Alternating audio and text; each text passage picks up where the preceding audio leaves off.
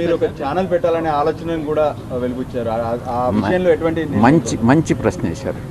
గతంలో రామోజీరావు గారు, రాధాకృష్ణ గారు నా మీద వ్యతిరేకంగా దుష్ప్రచారం చేసినప్పుడు నేను ఒక నిర్ణయం తీసుకోవడం జరిగింది, ఛానల్ పెట్టాలి అన్నటువంటిది. ఈరోజు మారిన రాజకీయ పరిస్థితుల్లో నేను రాజకీయాల నుంచి తప్పుకున్న తర్వాత ఆ యొక్క నిర్ణయం తీసుకున్నటువంటి నిర్ణయం అమలు చేయాలా లేదా అన్నటువంటిది నేను పునరాలోచిస్తాను. ఈరోజు నేను దానికి సమాధానం చెప్పలేనటువంటి పరిస్థితి. సార్ మీ పైన రెండోసారి నమ్మకం పెట్టి మీకు రాజ్యసభ ఇచ్చారు కదా, మీరు జగన్కు ఫోన్ చేసి చెప్పామన్నారు, ఏమన్నారు సార్? వద్దని చెప్పలేదా? మీకు వద్దనే రాజీనామా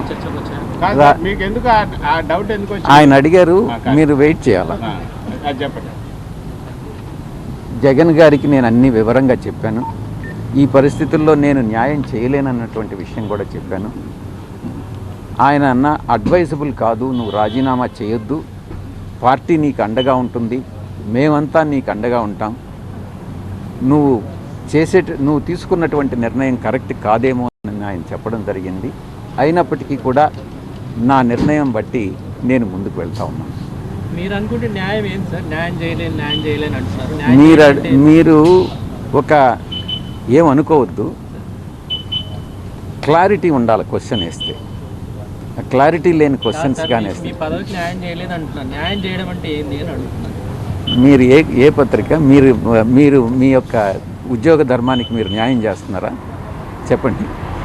అది కాదులే సార్, మీరు ఆన్సర్ చెప్పండి. మీరు క్లారిటీతో అడగండి. ఆయన అడిగింది ఏంటంటే, ఇప్పుడు మీరు అంటున్నారు కదా నేను న్యాయం చేయలేకపోతున్నాను, అందుకే నేను నా ప్లేస్లో వేరే ఒకరిని పెట్టాలని. అంటే మీకు సరైనటువంటి గౌరవం ఇవ్వకపోవటం వల్లనే నేను ఒక్కటే చెప్తా ఉన్నా, నేను దైవభక్తుణ్ణి, నేను అబద్ధాలు చెప్పలేను. అబద్ధాలు చెప్పకుండా ఈ కాలంలో రాజకీయాల్లో రాణించడం అన్నటువంటిది కష్టంగా ఉంది. నా మనసుకి తోచిన విధంగా నేను రాణించలేను రాజకీయాల్లో నన్ను నిర్ణయించుకున్నాను. ఇది వాస్తవం. నువ్వు ఇన్ఫరెన్సెస్ డ్రా చేయొద్దు, నేను చెప్పింది విను. రాధాకృష్ణ చెప్తున్నాడు, సరేనా? లేదు, ఈనాడు కిరణ్ చెప్తున్నాడు, సరేనా? ఎందుకు